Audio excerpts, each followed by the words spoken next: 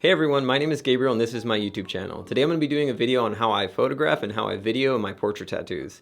That's something that people have been asking me for quite a while now, and I'm actually really stoked to finally put a video together. It's a lot of information. I hope you guys are excited. Let's go ahead and get started with that intro.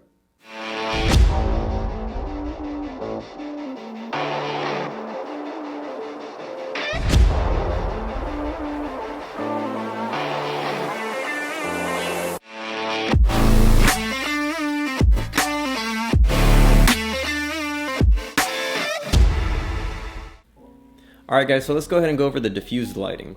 When we're using diffused lighting, ideally what we want to find is a light source somewhere in our shop that has, we got light coming in, but it isn't any light coming straight off the sun. We don't have light that's coming right from the sun straight into the window onto the surface. What ends up happening with that is we get a lot of glare. It tends to blow out the tattoo when you take the photo. It's really hard to get a good photo like that. Another example of that, some people would take their clients outside and get a photo that way, but if it's sunny out, you're probably going to get a lot of glare in the tattoo. And even if you don't get a ton of glare, it's just not going to look as good as it would if you didn't have, any of that just nasty shininess on the surface. So this window it's a pretty, decent amount of windows right here, and what it has is it has a light source that's coming in and bouncing off a couple different walls before it actually enters into the room. With that, what I end up being able to do is take that lighting, especially with the shutters that I have, and control it a little bit, and it gives me a pretty even diffusion of light over the surface of the tattoo if I want to take that photo. Now, the other great thing about this is I can also add an element of control to it. So I'm going to show you on my camera what it looks like, at least what I see when I'm taking these photos. So I'll start off with a video. If I'm taking a video, I'll go ahead and put it in this layout for right now. And you'll see if I stood right here, I mean, it's pretty dark. It's kind of hard to see, and it's just not the most flattering.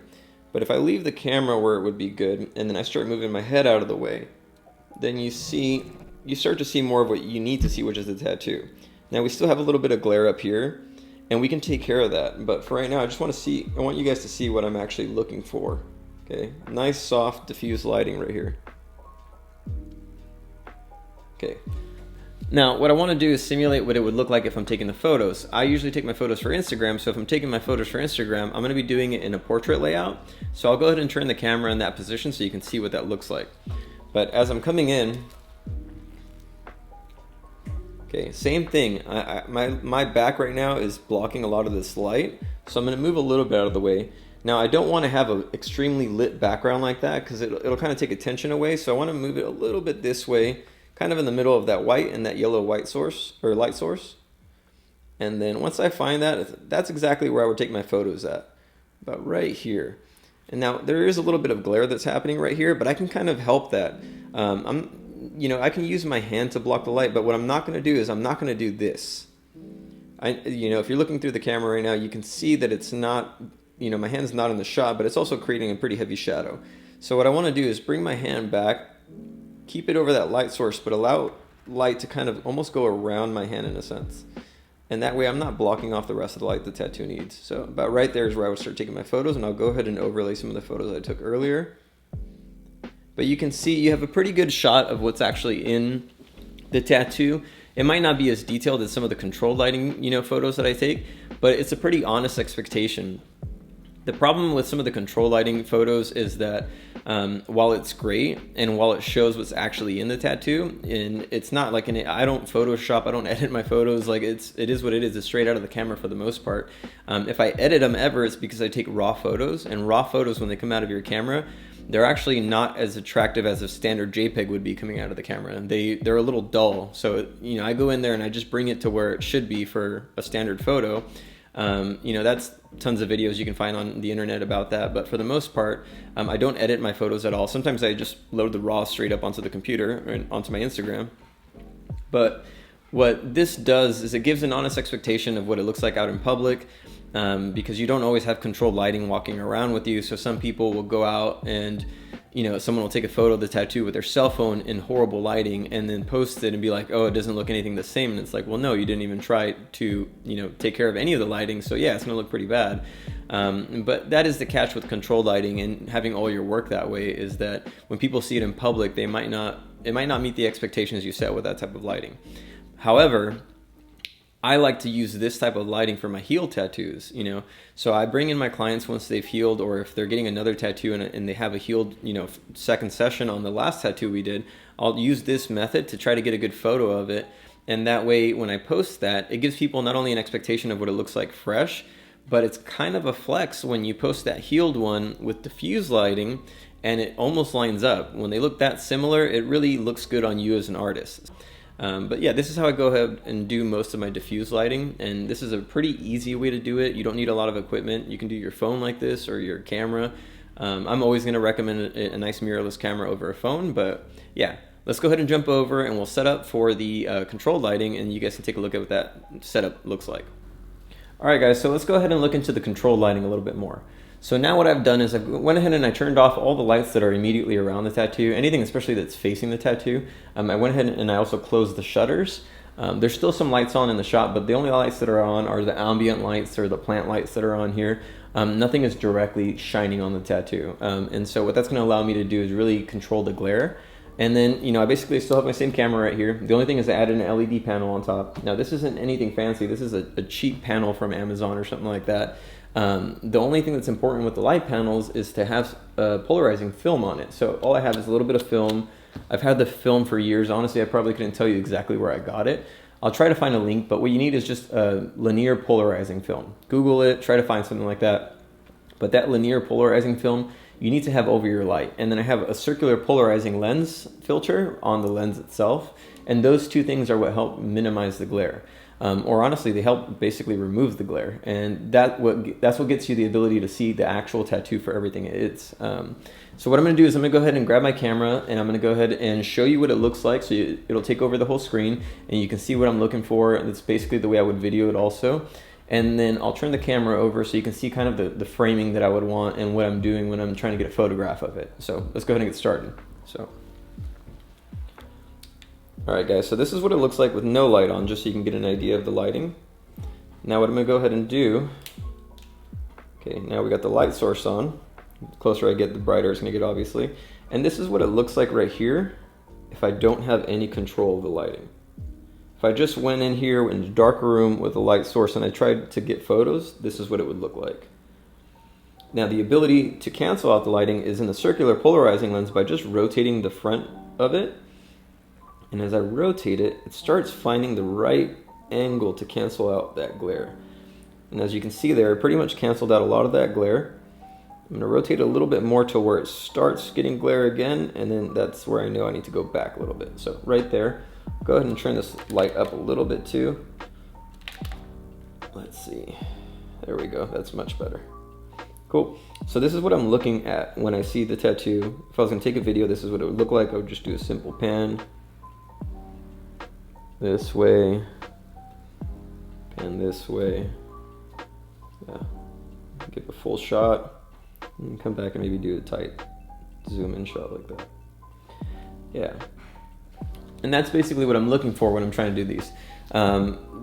There's no magic to it. People like to think that there's like Photoshop and there's tons of editing. Honestly, I literally will take the photos and videos straight out of my camera memory card and just load them straight onto Instagram. If I do anything, I'll just maybe remove a little bit of glare or do whatever, but I don't do much editing to my photos at all. I sure don't do them in a way that's gonna make the tattoo look like what it doesn't look like. But let me go ahead and show you what it looks like in portrait mode. I'll go ahead and just overlay it on the screen again so you can get an idea of what it looks like when I'm trying to get that photo that I really want. So same thing. When we start off, it's a nice just black room. Turn that light on, and that's what we got. So same thing right here, one more time. This is what the photo would look like without a circular polarizing lens and light on the filter. And then I just rotate it until I cancel out that light source right there. So here, this looks great, right? Probably take the photo about right here. If I go over this way, it's gonna be too much brightness. If I go over this way, it's too dark back there. So having a nice little subtle light in the background kind of helps a little bit, but right there, that's where I would take these photos at. Now, this looks cool and all. It's something that looks really attractive to people, but the thing is, just like you can see every single detail, you can see every single flaw. So if you think that, you know, switching over to this type of lighting is going to solve your problems and your tattoos are going to look great, like, you're wrong, because what it's going to do is show every single flaw in your tattoo. if you have a line or an edge that isn't full, it's gonna be more visible than ever. If you have an area of black that isn't shaded well, or patchy shade work in general, it's gonna be insanely visible. So if you think that this is what you've been looking for and it's gonna solve all your problems, I hate to tell you, but it's not. In fact, it might make your tattoos look worse. And that's kind of where the diffuse lighting is good, especially if you're still in a position where you're trying to get portraits where you want them to be. Probably taking diffuse light photos is going to look a little bit more appealing, because these controlled lighting ones, they're just a little bit more hard when it comes to people being able to judge it or whatever the situation is. I mean, which they should, because you're learning, but you want to get better, right? So yeah, these are the two ways to go about it. Again, there's no magic. It's literally just taking photos and removing glare. So we went over the diffuse lighting, we went over the control lighting. Now let's just go over a couple of the pieces of gear that I use to take these photos. Yeah, and then we'll wrap it up from there.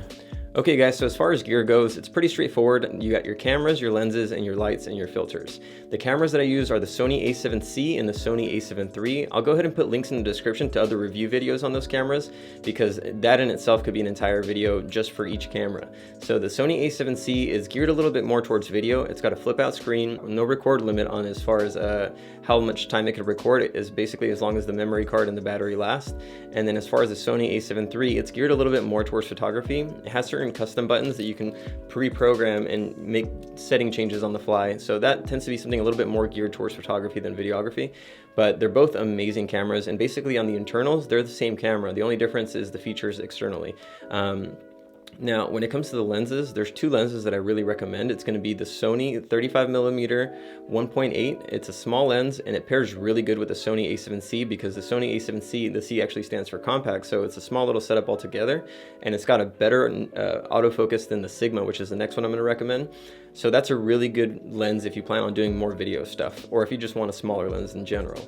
The other lens that I would recommend is a Sigma 35mm 1.4 art lens. That thing's really good, especially paired with the Sony a7 III. For photography, that lens and camera combo are amazing, and you can't go wrong at all with those. Now, when it comes to the lighting and the filters, the filter that I use is just a CPL, which stands for Circular Polarizing Lens.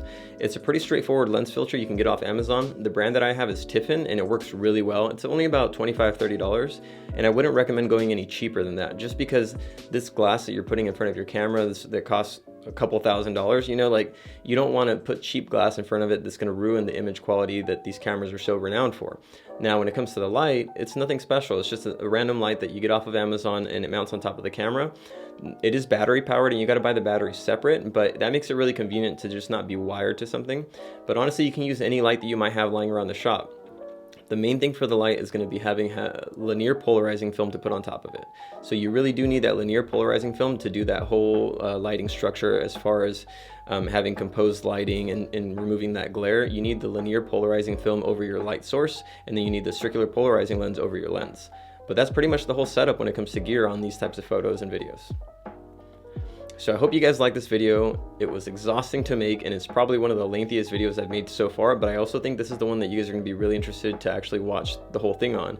So I'm excited to put it together for you guys, and if you guys like it, please do me the favor hitting that thumbs up button. It lets me know that I'm doing good, and if you want to see more content like this, make sure you hit the subscribe button. That way I know that whatever content I'm making is along the lines of the stuff that you guys want to watch, and if you have any suggestions, leave it in the comments below. Now, the one question I've been getting a lot is going to be my seminar and when it's going to be. And I'm finally releasing the dates for the seminar and the pricing. I'm going to put the tickets for sale on Friday, and they're going to go fairly quick. There's only about 10 or 12 spots. They are in-person seminars, and it'll be here in San Diego. It is going to be for a 2-day seminar, which I'm excited about. I put a poll out on Instagram, and it seems like that's what everyone wanted, was a 2-day seminar. So I'm stoked for that. If you have any other questions, just shoot me a DM on Instagram, and I'll do my best to answer it. But besides that, thank you guys so much for your time, and I hope you guys have a great day. Thanks.